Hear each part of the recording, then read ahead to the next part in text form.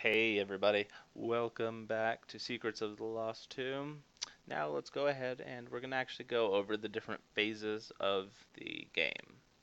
So the first phase that will happen is the Adventurer's phase. So on the Adventurer's phase you can do a number of different actions, but you only get to do one action before it alternates to the other player's turn, and that keeps going until everybody has completed their all of their action tokens. So the first action that you can do, you would flip one of these tokens over, is you can move. Movement, you'll look at your player's card. In this case, Christopher St. George can move up to 4 squares away. So if he were to move, he could go 1, 2, 3, down to the second stairs, and then he could actually go to an unexplored area. Each of these icons have little comments on the doorways to help indicate which way things go. So that would be a movement. If you move into an unexplored room, so we'll say he's going to move here, for example, you will draw a tile that matches your room. So this one's a 2 and 3. So this will work. So you'll flip it over, and then you'll look at it. This one is a spider's haunt. So the first thing you look at after you reveal a room is you look down here in the bottom right corner. And if you see a magnifying glass, that's an exploration effect that happens as soon as your adventurer explores the room. And it will only happen once, generally speaking. So in this particular case, this is actually a trap room, so this can trigger more. But when you explore it, what you'll do is you will do what it says here. So this is a movement test. And so for any kind of tests that would happen, you'll go, and let me go ahead and transition here over to our little random.org dice page. So to see if you pass any test, everything in this game, 5s and 6s, are considered passes on a d6 roll. So you would roll your movement value. In this case, Christopher St. George had a movement value of 4. So we'd roll our dice. And we see that Christopher St. George, unfortunately, oh no, he failed on his test. So his exploration test happens, he failed. So let's go back over to the board here.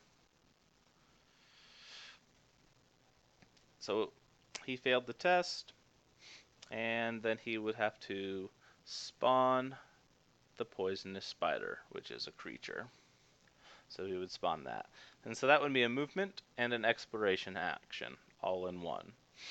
The trap icon means you would take the trap icons, and you can put it, so basically anybody who enters this room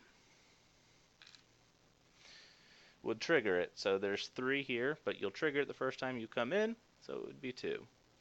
And then you can continue moving on once you finish triggering the trap, but in this case he's out of movement, so he would be done. Alright, so the next action that you can do is you can choose to search a room.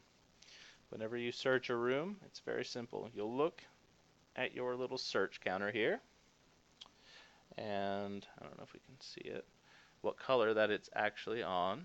There you go. And again, it starts on green, and so then what you will do is you'll say you're doing a search action. You'll go back here to your lovely little dice page. You'll roll a single d6. So I got a 3. Okay, so let's go back here to the main game. So what you'll do once you do that is you'll actually look here at a lovely search chart. So for each dice basically you roll, one of certain things will happen. So we rolled a 3. So let's go over the different icons real quick. So the skull and crossbones is a misadventure. The compass is an adventure. Treasure chest, you'll actually draw from the treasure chest deck. And what's the different ones here? The little wings right here is where you'll spawn just a generic creature. The one next to it right here, this is in a red search category. You would spawn an elite monster. And then the grail icons are for lost or forbidden artifacts. So we would have rolled a 3, in which case we would go to the deck with adventures. We would grab in a card, and these cards are all 2-sided. On one side they have the adventure, and then on the other side they have the misadventure for you. But in this case we would have done the adventure. So we would read the flavor text here at this top area, And then generally it will trigger some kind of a skill check. All skill checks in this game are going to be based on your stats. You'll roll that many dice. So this one is a strength skill test. There's no values next to it, so you just have to roll it in 1, 5, or 6 out of all of your strength. So Christopher St. George has 3. So we will go ahead and let's transfer back here. Go back. So we would roll 3d6. And there we go. He got a 5. So again, successes are 5s and 6s. There are other cards that can make that a little bit larger. So he got 1 pass, so he would have passed. The middle section of all the search categories are the passing area. The bottom sections are if you fail the specific test. And then you'll get rewards based on it, or you'll get penalized based on it. Usually adventures are generally pretty nice to you, but misadventures, you'll end up losing stats, or you'll spawn more monsters, so they can be pretty painful. So that is a search action. So let's hop back over here, back to the board again. So the next thing that you can do is you can do combat with the target. So let's say you're in a room here with a zombie walker. So the way combat works is it is a simultaneous thing. So let's go ahead and look quickly at a zombies card. The top area right here is for a special effect. Kind of hard to read. There we go. So basically, if you take damage and you roll a 1, then you would get the status effect that triggers, which is infected. The first value, just like on the hero cards here, this is the little, I guess it's a wheel. That's the movement. That's how fast a creature moves. The second one is the creature's courage attack. Whenever you attack a creature for the first time, you'll lose that much courage. The third one is their combat rating. This is how many successes that you have to beat just to not take any damage from them. The third one is the shield.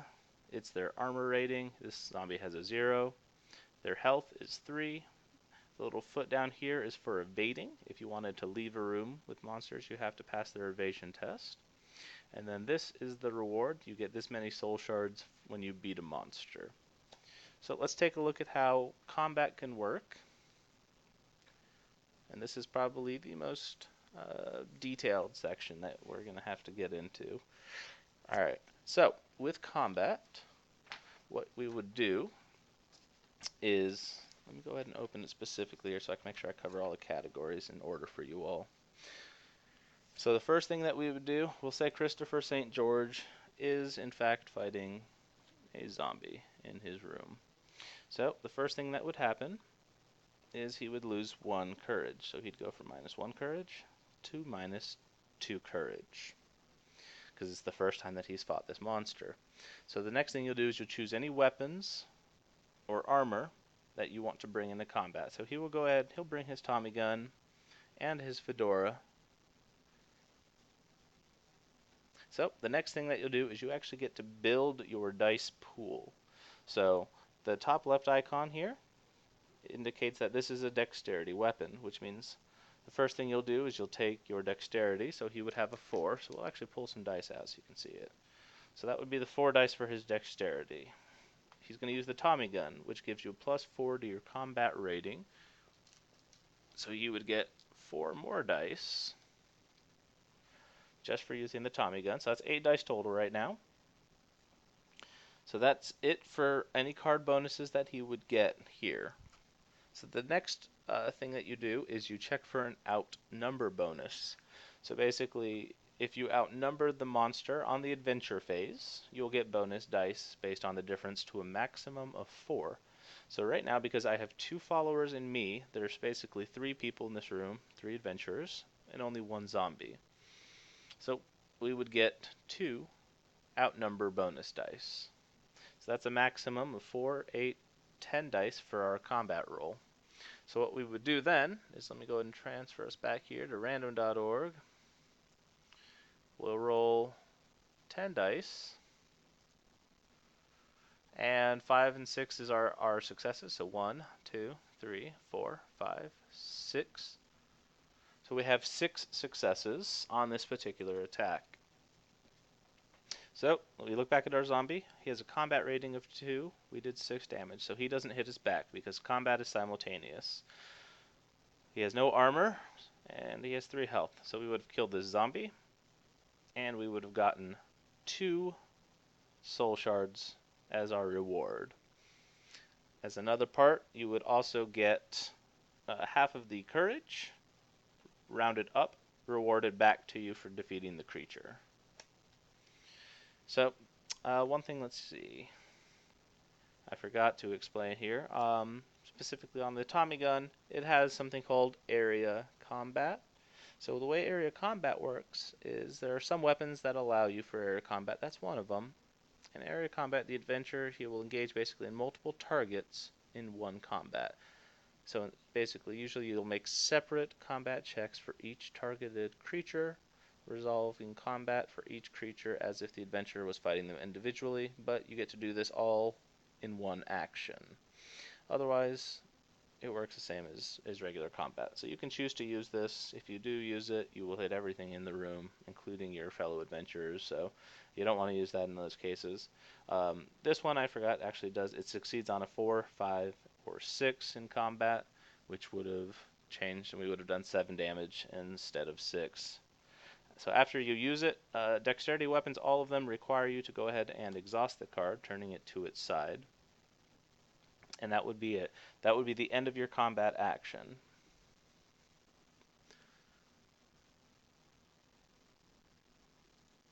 Okay, let me transfer back over here. Sorry guys, I am new to this, so it won't be the best I can do.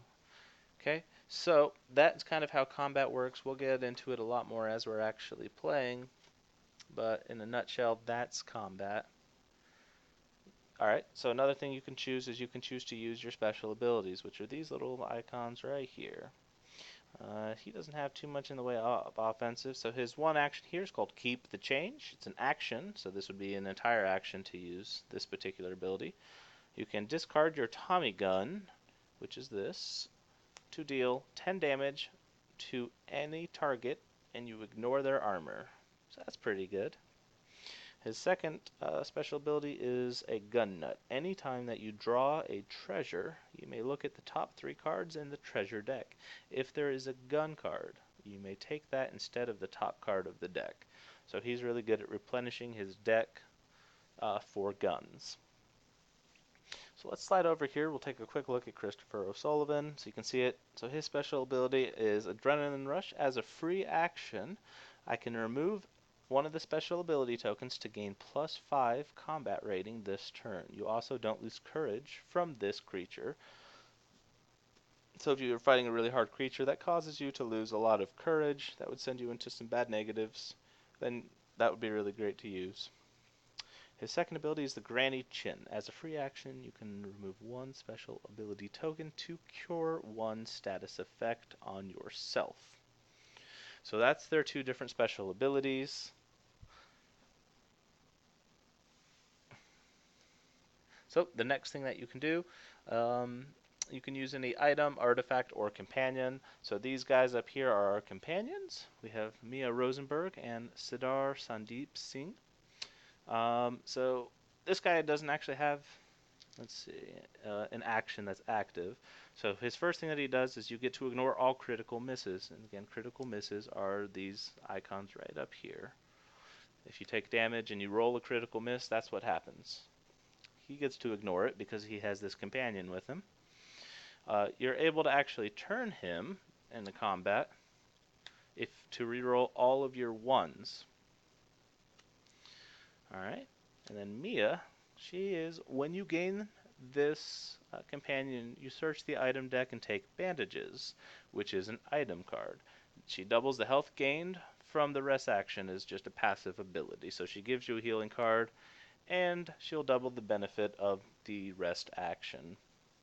And so that's kind of a brief overview of companions. We'll go over the other ones as we actually go. I don't want to flood you guys with too much stuff here. Okay, so the next thing you can do is you can pick up items or artifacts at any time during your combat phase, or before rather. You can choose to drop any number of items. and then an adventurer can kind of pick them up in that particular room. Haven't really had to do that too much in this game, though. Alright, another thing you can do is you can rest. You can spend one action resting, which either you can gain 2 health back, up to your maximum. You can rest to gain 2 courage back, up to 0. Or you can do 1 health and 1 courage. So you have 3 different choices for rest action. Remember, Mia would actually double the health gain, so you would gain 4 health instead of 2. You can trade with another adventurer if you're in the same square as them, or the same room as them. You can deal with the Soulmonger, and the Soulmonger is that special vendor I told you about. They actually have a special page here that shows you all of his cards, what you can do. So you can buy and sell as much as you'd like to him. You can sell any regular weapons, so that's these, just standard treasure, for 5 soul shards each. Or you can sell any artifact card, which are these, like that's an example. You can sell those for 15 soul shards. And then this is the list of all of the Soulmonger's items. So he actually has items up here, and then he has special services down here where he can give people audacity or remove status effects, bring you back to your starting health, and even give you some good status effects to help you out there, or just straight bases. So that's the Soulmonger.